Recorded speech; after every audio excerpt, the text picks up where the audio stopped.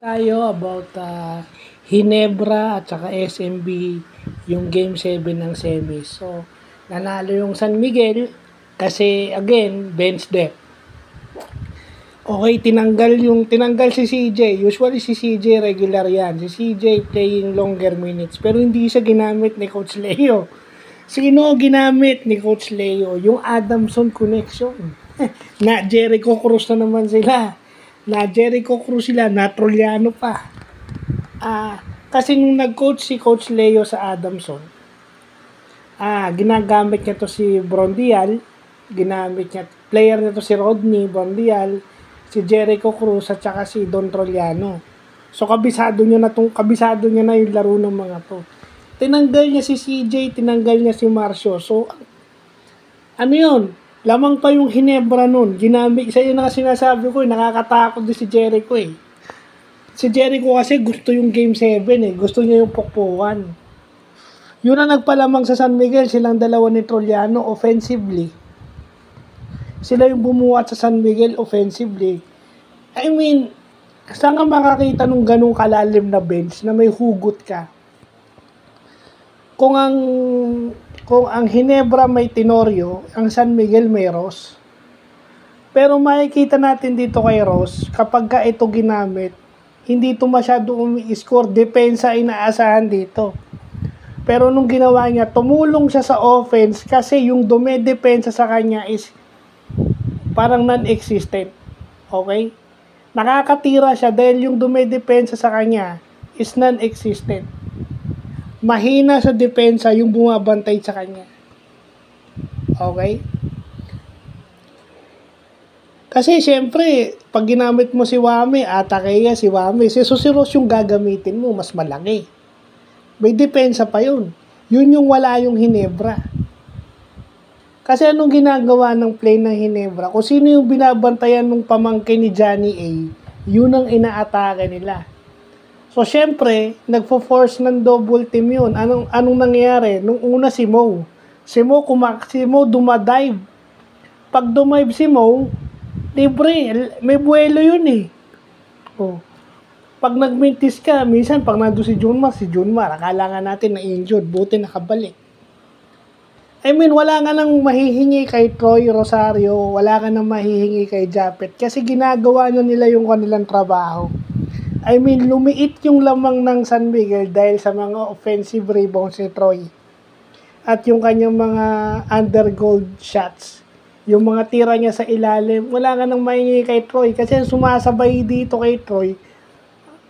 Ilan ang sumasabay dito kay Troy? Sinasagupa niya 4, 5. And yun ang naawa ako dun kay Japet. I mean, swear to God, nakakaawa si Japet.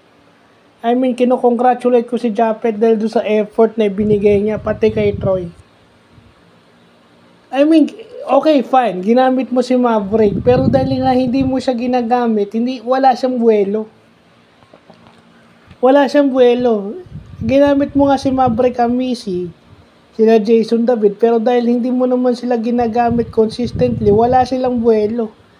At kahit si Ralph may height yun. Shooter yun. Sana man lang mapaisip mo yung Kaso nga kasi, kahit niya yan, hindi mo ginagamit. So kahit may triangle offense kayo, may sistema kayo, may ball movement kayo, pero yung ball movement na yun, isang nagpapasahan lang din, alam mo na. Kasi wala nang ibang ginagamit sila lang yun So, gumagalaw yung dumedepensa sa kanila, gumagalaw. Pero alam na kung saan pupunta yung bola. Alam nila na kapag ka sa ilalim ka pupunta, may Japet ka, may Troy ka. Kasi si Troy pwedeng tumira sa labas, i-challenge sila yun. Oh. Dahil nga walang depensa itong si pamangkin ni Johnny na ayoko nang banggitin dahil masama loob ko rito kasi ginagamit. Ang daming player na pwedeng gumamit. Ibig sabihin, yung tito nito, kahit pinopostihan to ng malalaking player, maliit si Johnny. Pero, ilang malaking point guard ang nakalaban ni Johnny, si Jerry Esplana, na magaling pumost. Isa sa pinakamagaling na yung point guard na pumupost up, Jerry Esplana, Jerome Ejercito, pero walang-wala kay Johnny Abarrientos yan kung naabutan nyo. Kasi ginagawa ni yung pull the chair, yung top. So kung ano yung ginagawa ni Japet kay Junmar, yun ang dapat ginagawa ni kay Ross. Pero hindi. Ang ginagawa kasi, napipilitang dumobble team, and then doon nagkikreate. Then pag hindi mo dinobble team, maatake yung Ross. At dahil alam nilang mahina sa depensa yung RJ, tumitira ng 3 si Ross. Ang ganda ng laro ni Chris Ross. Napakaganda ng laro ni Ross, sa totoo lang. Hindi lang yung offense niya, mas lalo yung depensa niya. Game 7, kailangan niya depensahan. Well, yung depensa niya, yun ang malaking tulong sa kanila. Wala ka na rin masabi kay Thompson.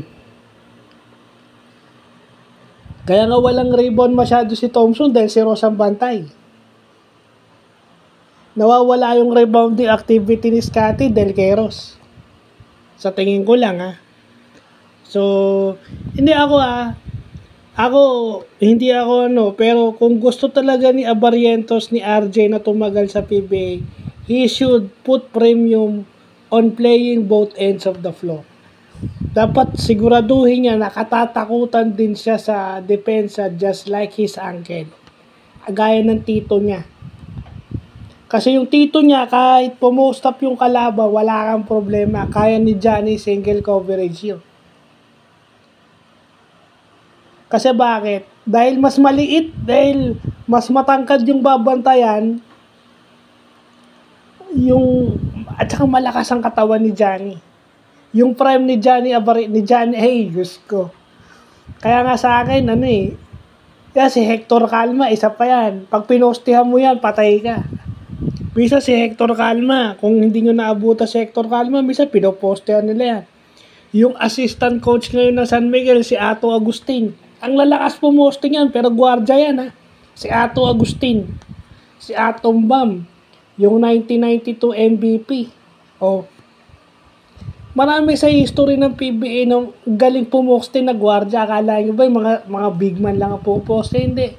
Meron na sa history ng PBA na pumuposte ng malalaking guardia. At lahat yon takot kay Johnny Abarrientos. Hindi kay Kasi si Ross, kung alam niyang kaya ni RJ dumepensa, magdadalawang isip yun Pero hindi, pag pumoste siya, alam ni Ross may double team Mismatch in height. Pero yung defensive capabilities, yun yung hindi mo matatawaran kay Johnny. It's hard to compare. Kasi ngayon, ang focus kasi offense Yung offense sa walang kwenta, kita mo. Pagdating nung habang tumatagal yung laro, pag kailangan yung putos niya, hindi na makascore.